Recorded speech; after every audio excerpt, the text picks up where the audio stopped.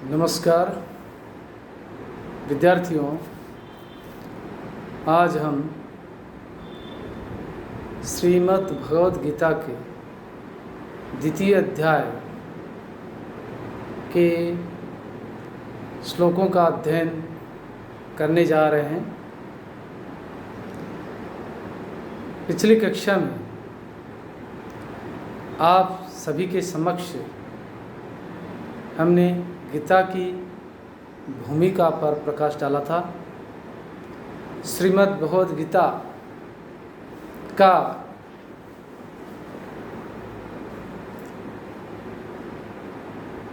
प्रणयन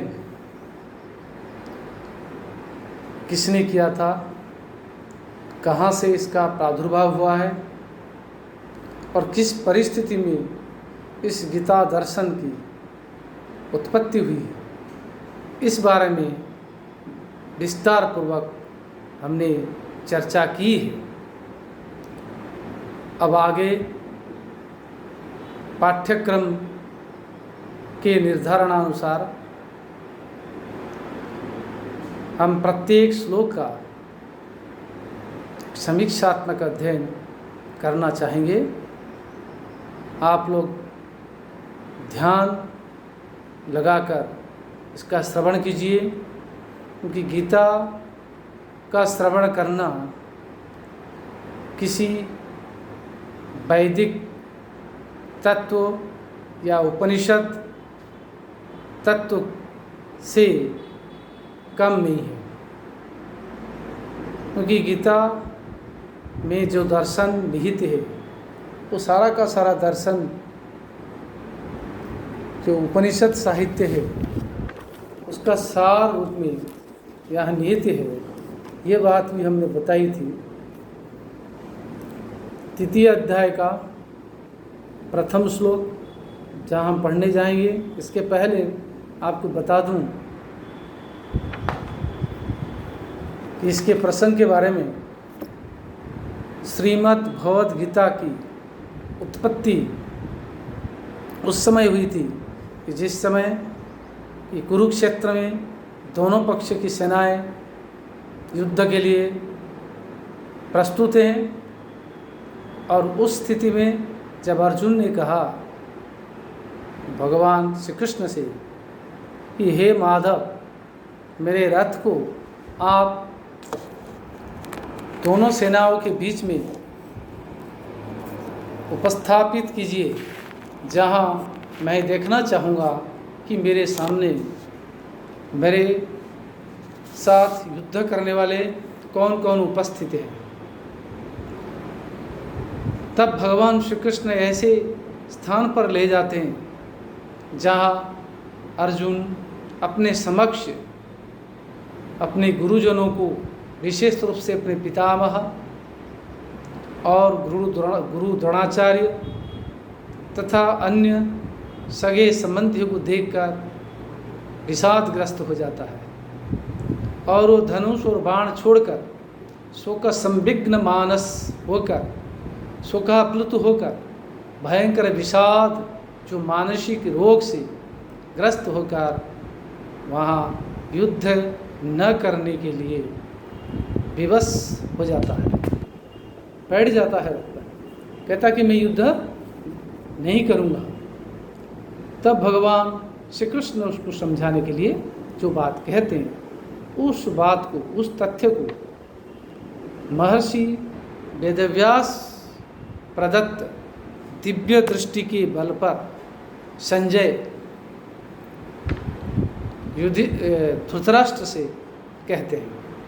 इसलिए कहा गया संजय उवाच, संजय ने कहा, क्या कहा, न तम तथा कृपयावीष्ट मश्रुपूर्णाकुलेक्षणं विषीदन्तमिदं वाक्यमुवाच मधुसूदनः।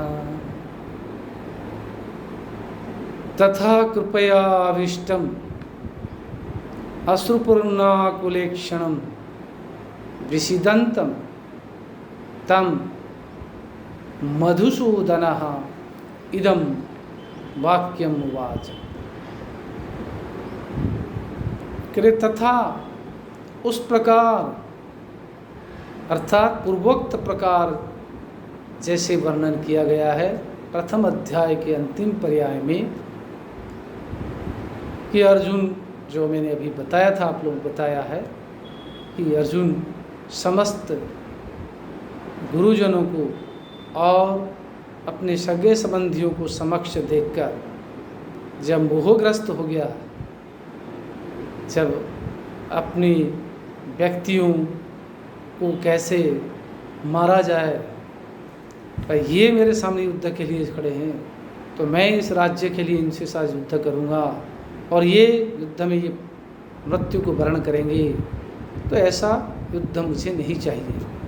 इस प्रकार जो मोह के कारण वो जो विषादग्रस्त हो गया, इस प्रकार तथा उस प्रकार कृपया आविष्टम, कृपा से नामक करुणा भाव से जो आविष्ट है, जो करुणा भाव से जो ग्रस्त है, जो कार्पण्य भाव से ग्रस्त है। देखिए, करुणा और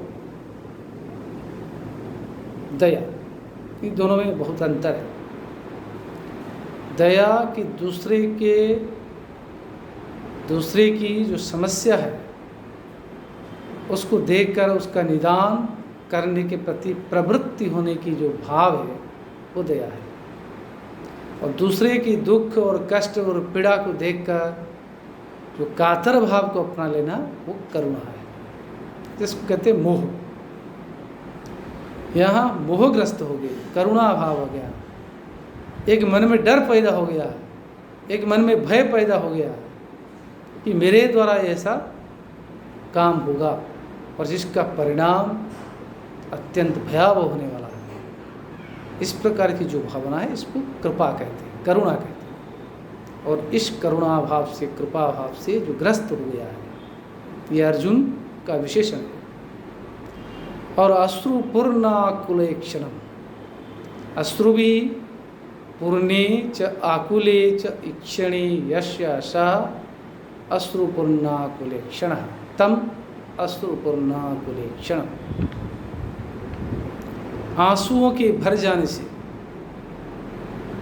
परिपूर्ण हो जाने से व्याकुलित हो गए हैं जिनकी आंखें, जिनकी आंखों में आंसू भर गए, गदगद भाव हो गया है, जो जिनके अंदर अत्यधिक करुणा भाव के कारण उसकी अनुभव जन्य जो आंसू है वो आंसू आंखों में दिखाई दे रहे हैं।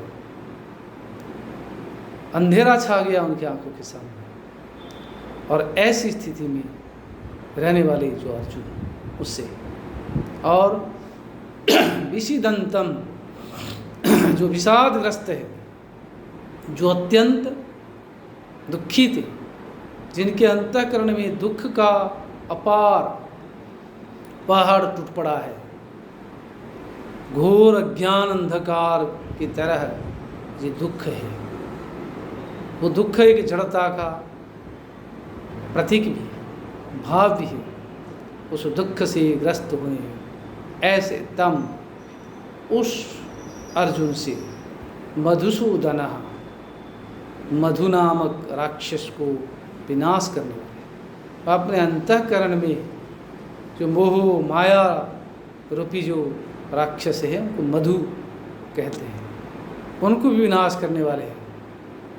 आत्म तत्व से ऊपर उठ जा, आत्म तत्व में आत्मसात हो जाने वाले हैं, आत्म दर्शन करने वाले हैं।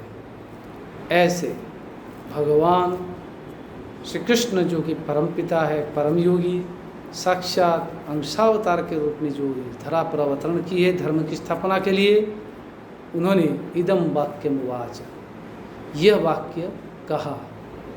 किससे कहा? अर्जुन से कहा, कि उनका मूलभूत उद्देश्य धर्म की स्थापना करना। अगर यहाँ अर्जुन पलायन करता है युद्धभूमि पर, युद्धभूमि से, और उस धर्म युद्ध में अपने आप को लिप्त नहीं रखता है, तो पर भगवान श्री कृष्ण का जो मूलभूत उद्देश्य है, ये धर्म की स्थापना करनी है, और अधर्म का नाश करना और पापियों का भी विनाश करना, पापात्माओं का विनाश करना और साधुओं का उद्धार करना, ये जो मूलभूत उद्देश्य वो साकार नहीं हो पाया। इसलिए अर्जुन से उन्होंने कहा, क्या कहा? दूसरे पद्य में देखिए, श्री भगवान वाच, श्री भगवान श्री कृष्ण ने कहा, कुतस्त्वा कस्मलमिदं विषमे समुपस्थितम् अनार्य जुष्टमसौर्यमकीर्तिकरम् अर्जुन। बोले, हे अर्जुन,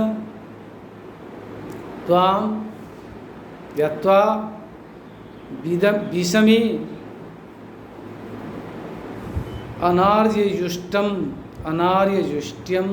असौर्यम अकीर्तिकरम इदम कस्मलम कुतः समुपस्थितम।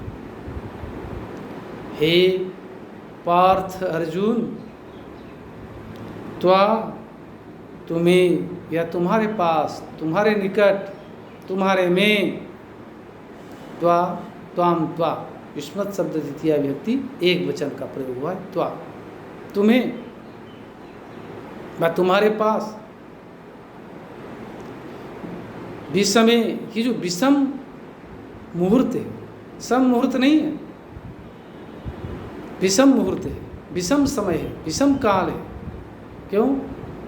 न भयंकर भयानक युद्ध होने वाला है, घोर युद्ध होने वाला है,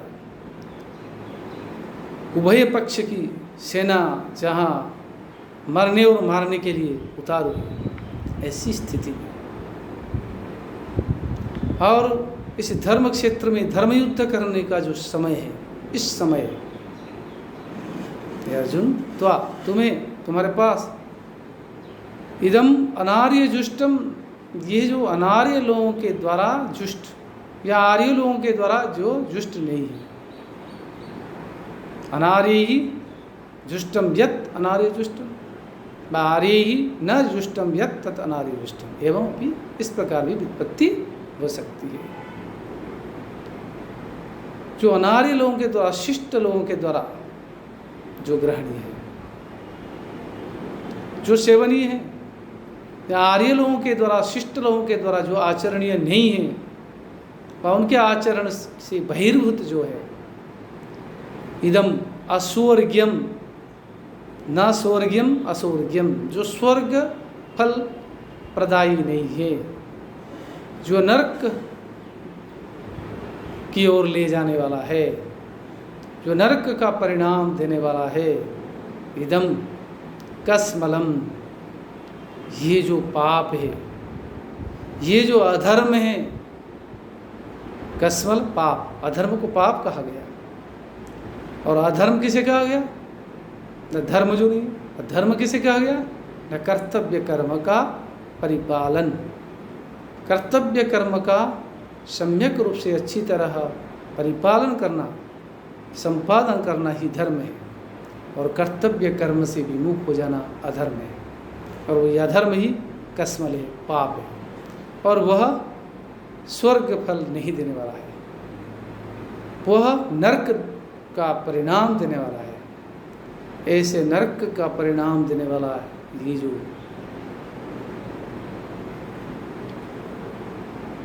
दुख है, विषाद है, या मोह है, मोहजनित जो दुख है, ये जो पलायनवादी चिंतन है, ये तुम्हारे पास कहाँ गया? क्योंकि तुम एक श्रेष्ठ पुरुष हो, आर्य पुरुष हो, और तुम स्वर्गगामी हो, और तुम स्वर्ग गमन करने वाले, स्वर्ग का फल प्राप्त करने वाले आर्य पुरुष होकर ऐसे अनार्य कर्म को आचरण करना चाहते हो, अनार्य पुरुषों के द्वारा सेवनीय तत्वों को ग्रहण करना चाहते हो। वे जो अधम कोटि के लोग होते हैं, जो पलायनवादी लोग होते हैं, जो कायर होते हैं, जो भीरू होते हैं, जो कर्तव्य कर्म से विमुख होने वाले, वही इस प्रकार आचरण कर सकते, वही पलायन करते हैं। तुम्हें तो ये शोभा नहीं देती है, तुम्हें ऐसा नहीं करना चाहिए। तुम इसको परित्याग करो, तुम तो युद्ध करने के लिए तैयार हो जाओ। आगे कहते हैं क्लैव्यम आस्मगमः पार्थ नैतत्त्वयुपपद्यते शूद्रं हृदय दौर्बल्यं त्यक्तोत्तिष्ठ परन्तप। बोले हे पार्थ,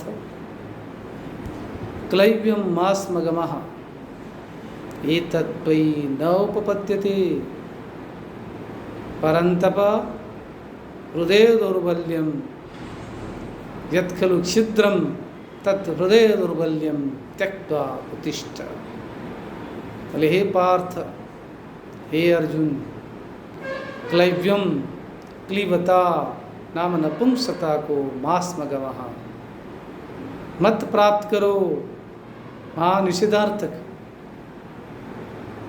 वहाँ क्लीबता कायरता कर्म विमुखता को अधिगम न करो।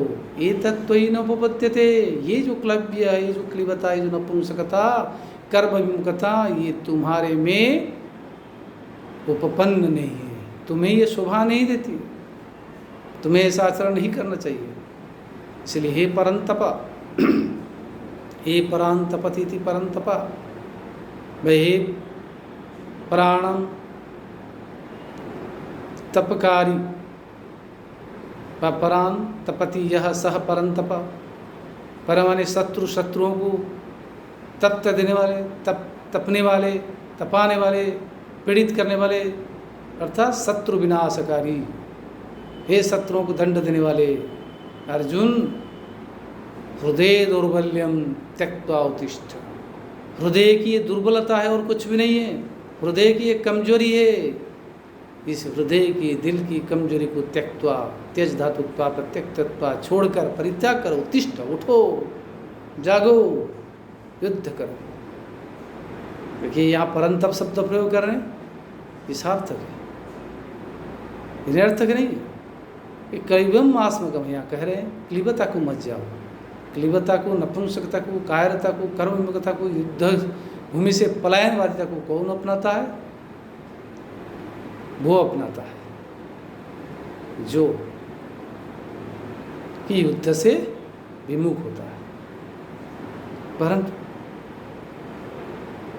यहाँ तुम शत्रु विनाशकारी, तुम्हें इस प्रकार आचरण शोभा नहीं देता है, इसीलिए तुम इस हृदय की कमजोरी को परित्याग करके उखाड़ के फेंक डालो और युद्ध करने के लिए तैयार हो।